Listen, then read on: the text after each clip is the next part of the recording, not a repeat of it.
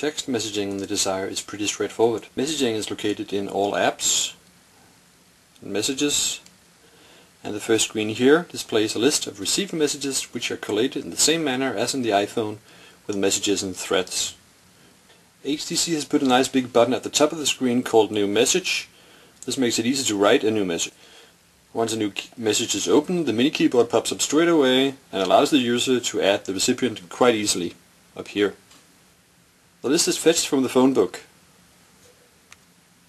So if the user wants to tap in numbers, he'll have to switch by pressing the keys down here, because it's by character, not by number. I'll just do like this quickly. So, okay, HTC has written Tap to Compose in this section to help people getting started by writing the message. This is easy. You can see what you can do at the interface. The icons for sending and attaching are easy to understand as well, although it's a bit strange and inconsistent that the screen suddenly changes layout in this step, where the user selects where he wants to add the attachment from, as in Gallery. Also, the back button doesn't really take the user where he would expect. As you can see, it takes the user back to the list of messages, not the message itself. Pressing the attachment button again, like this, somehow seems easier, but it's not perfect. The mini keyboard should pop up straight away. But attaching a file is not the primary goal of this review, so I'm not going to say more about this. The mini keyboard here is an example of something that every mobile phone manufacturer should do. Investigate what makes sense for a mobile phone instead of simply squeezing a PC application into a smaller version.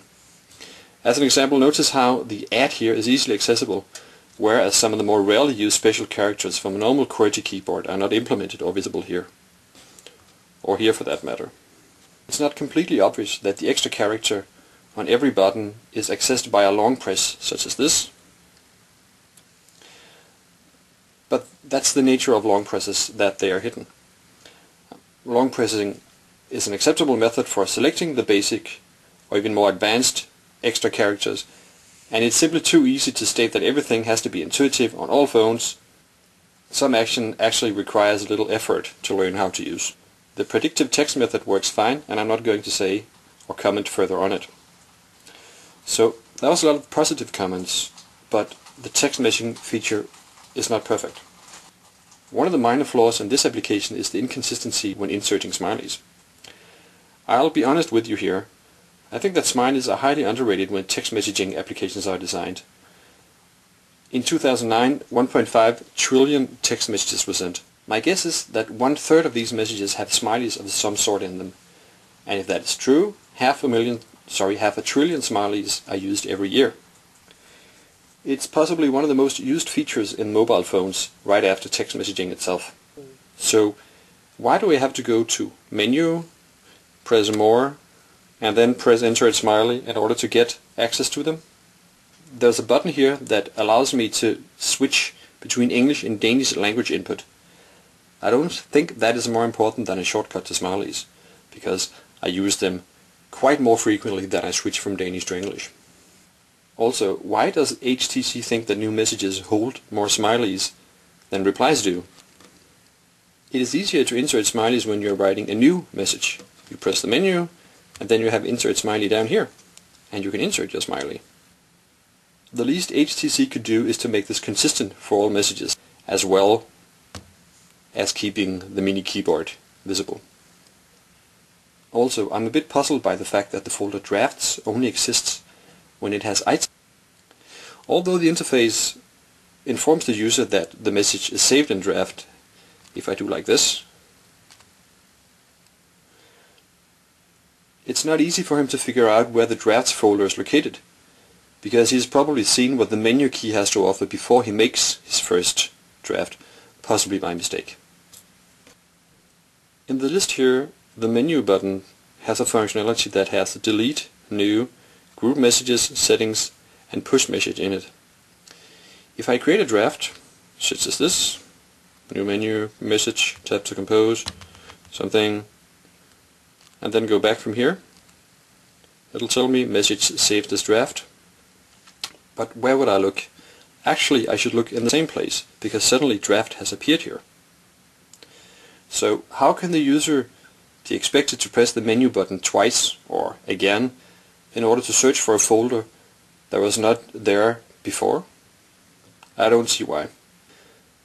In another review about this phone, I had commented that the context-sensitive menu button here is not easy to learn how to use, and the fact that it can change functionality even though the visible interface is in the same state does not make it easier to understand. Another minor issue is the deletion of messages.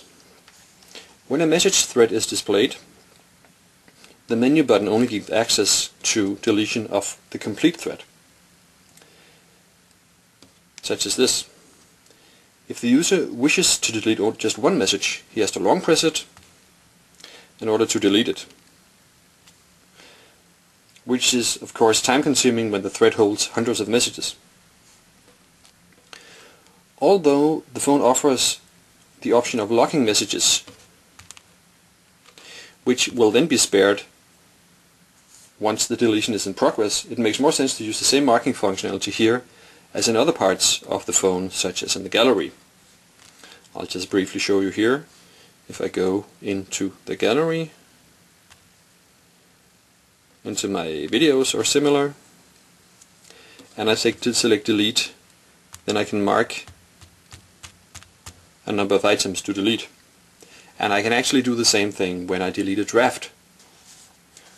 So I would prefer that this phone had the same deletion functionality in every application. The interaction will then be easier for me to learn because I can reuse my knowledge based on consistency. So overall, there are many fine solutions in the text messaging application, but some flaws as well.